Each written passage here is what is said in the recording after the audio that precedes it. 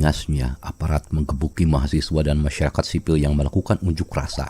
Bahkan aparat memberondong dengan tembakan menggunakan peluru tajam yang tentu sangat mematikan, tak peduli sasarannya pada bagian tubuh yang membahayakan, sehingga banyak mahasiswa dan warga sipil yang gugur bersimbah darah akibat kebengisan pasukan militer. Ini nyata terjadi di tengah pergolakan rezim militer yang represif. Suara-suara kritis dibungkam, bahkan dibunuh jika perlu. Mereka berteriak menuduh komunis terhadap siapa saja yang dianggap bertentangan dengan pemerintah. Tuduhan komunis adalah semacam pembenaran sebagai alasan untuk membunuh seseorang. Tak penting apakah dia benar-benar komunis atau bukan. Pokoknya, yang mengkritisi pemerintah artinya komunis dan halal untuk dibunuh. Demikian sangat mencekam. Hampir tak ada lagi tempat berlindung karena semua penghuni kota dilanda ketakutan dan kecemasan yang berkepanjangan. Namun kendati demikian, dalam setiap peristiwa apapun di dunia ini, sekuat apapun rejim di sebuah negara, jika sudah bersikap otoriter yang berlebihan atau bahkan membunuh rakyatnya sendiri, maka perlawanan itu akan selalu ada. Mungkin dimulai dengan perlawanan yang kecil secara parsial di berbagai wilayah, tapi lama-kelamaan semesta akan menyatukan perlawanan itu menjadi sebuah gerakan besar, menjatuhkan pemerintah yang otoriter, korup, bengis, dan menanggalkan nilai-nilai kemanusiaan. Itulah kisah yang terjadi pada tahun 1980 ketika Korea Selatan berada di bawah pemerintahan militer yang represif. Peristiwa itu digambarkan kembali secara apik dalam sebuah film berjudul A Taxi Driver yang dirilis pada tahun 2017 dengan disutradarai oleh Jang Hoon. Film yang diangkat dari kisah nyata kejadian tragis di Gwangju pada tahun 1980 merupakan sebuah peristiwa penting dalam perjuangan demokrasi Korea Selatan. Uniknya, film ini mengambil sudut pandang seorang sopir taksi yang dengan segala keluguan dan ketulusannya turut berperan dalam menghancurkan sebuah rejim militer yang sangat bengis. Ketegangan yang dibangun secara alami dan tanpa ada dramatisasi yang berlebihan dapat membuat penonton terkesima hingga terharu. Film ini didasarkan pada kisah nyata yang pernah terjadi di Gwangju pada tahun 1980, dibintangi oleh Song Kang-ho, Thomas Kretschmann, Yoo Hae-jin, dan Yoo Yeon-yeol. Film ini menggambarkan tragedi kemanusiaan atas sikap otoriter rejim militer Gwangju. Ini adalah sebuah peristiwa sejarah penting dalam perjuangan demokrasi di Korea Selatan. Sopir taksi itu dalam film ini adalah Kim Man-seok yang diperankan oleh Song Kang-ho. Ia sebenarnya beroperasi di Seoul yang setiap hari berjuang menghidupi dirinya dan menghidupi putrinya setelah kematian istrinya. Kim adalah pria biasa yang apolitis, atau bisa dikatakan lebih fokus menekuni pekerjaannya agar ia dapat membiayai kehidupan sehari-harinya tanpa peduli dengan peristiwa politik yang terjadi di negerinya. Pada suatu hari, Kim mendengar kabar seorang wartawan asing yang menawarkan ongkos senilai 100.000 won untuk perjalanan ke kota Gwangju. Jadi kalau di zaman sekarang 1 won itu sama dengan 12 rupiah, maka kira-kira ongkosnya itu kira-kira senilai 1,2 juta rupiah. Tergiur dengan bayaran besar, Kim mengambil pekerjaan itu tanpa mempertimbangkan situasi berbahaya di kota Gwangju.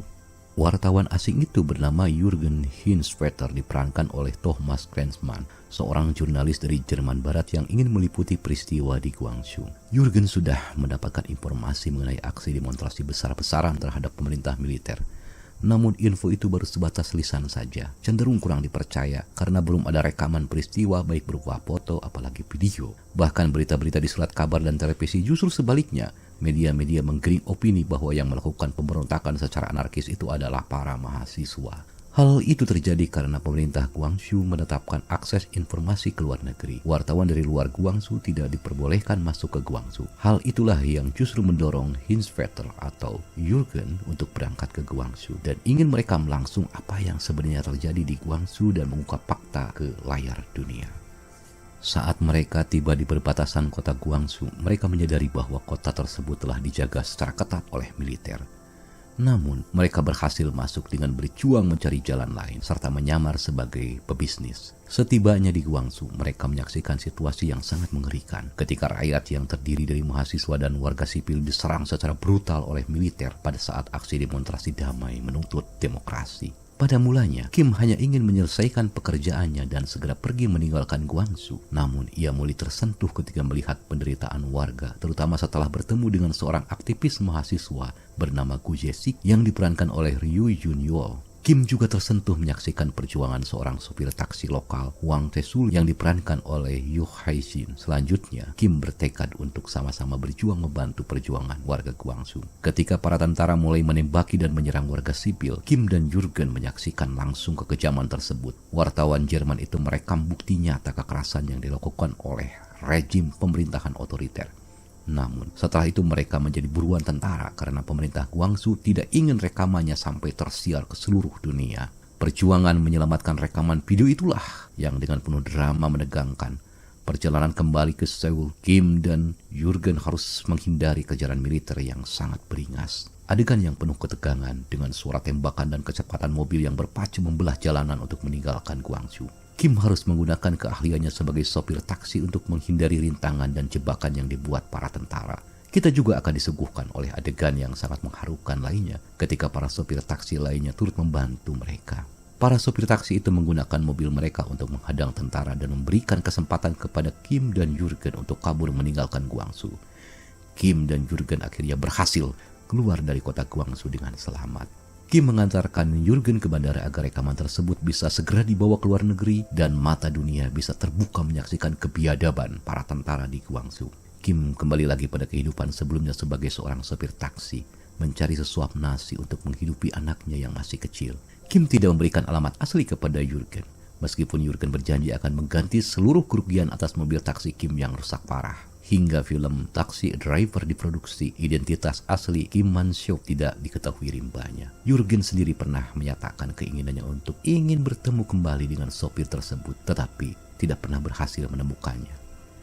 Film Taxi Driver bukan saja sebagai film sejarah biasa, tetapi juga kisah kemanusiaan yang universal, yang menunjukkan bagaimana seorang pria biasa bisa berubah menjadi superhero dalam situasi yang luar biasa saat menyaksikan penderitaan dan keputusasaan yang menyelimuti saudara sebangsa dan setanah air. Sangat mengharukan, penuh ketegangan yang terbangun secara alami dan memberikan wawasan mendalam tentang sejarah Korea Selatan. Film ini berhasil menggugah emosi penonton dan mengingatkan dunia akan pentingnya kebebasan pers, perjuangan demokrasi, dan penghormatan sesama manusia tanpa melihat status sosial. Sebuah kisah inspiratif yang mengajarkan kita untuk berani memperjuangkan kebenaran meski lawan kita terlihat sangat tangguh, kuat. Kita juga perlu menghargai kebebasan pers dan selalu menunjukkan empati serta solidaritas terhadap sesama manusia. Maka pesan moral yang kuat dalam film ini terutama tentang kemanusiaan, keberanian, dan pentingnya untuk mendukung kebebasan pers. Keberanian dalam menghadapi ketidakadilan tampak dalam sosok Kim Man-seok yang hanyalah seorang sopir taksi biasa yang mulanya hanya peduli pada pekerjaannya dan keluarganya. Namun setelah melihat penderitaan warga Gwangsu, ia berubah menjadi sosok pahlawan yang berani mempertaruhkan nyawanya untuk membantu menegakkan kebenaran.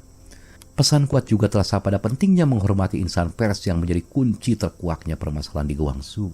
Pers perlu mendapatkan kebebasan untuk memberitakan fakta yang terjadi di lapangan tanpa adanya intimidasi dari kekuasaan atau dari pihak manapun. Dalam film ini, pemerintah Gwangsu yang saat itu berusaha menutupi kebenaran tentang pemberontakan Gwangsu dengan menyensor berita dan menekan jurnalis lokal dengan berbagai bentuk intimidasi.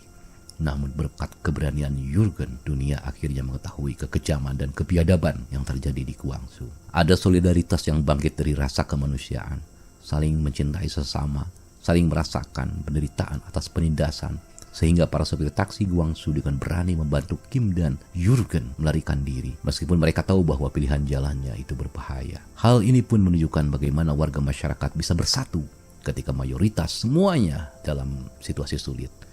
Persatuan dan kepedulian terhadap sesama dapat membawa harapan dan perubahan. Dalam film ini pun kita belajar bahwa manusia itu selalu ada sisi baiknya. Seorang sopir taksi yang awalnya tampak egois hanya mementingkan dirinya sendiri ternyata dapat mengalami perubahan diri yang signifikan melalui suatu empati. Ketika nurani masih menaungi, maka penderitaan orang lain secara langsung dapat membuka hati seseorang untuk berubah menjadi lebih baik. Film ini mengingatkan kita akan pentingnya mengenang perjuangan para pendahulu yang berani melawan rejim otoriter demi kebebasan dan demokrasi, walau harus ditebus dengan darah dan air mata.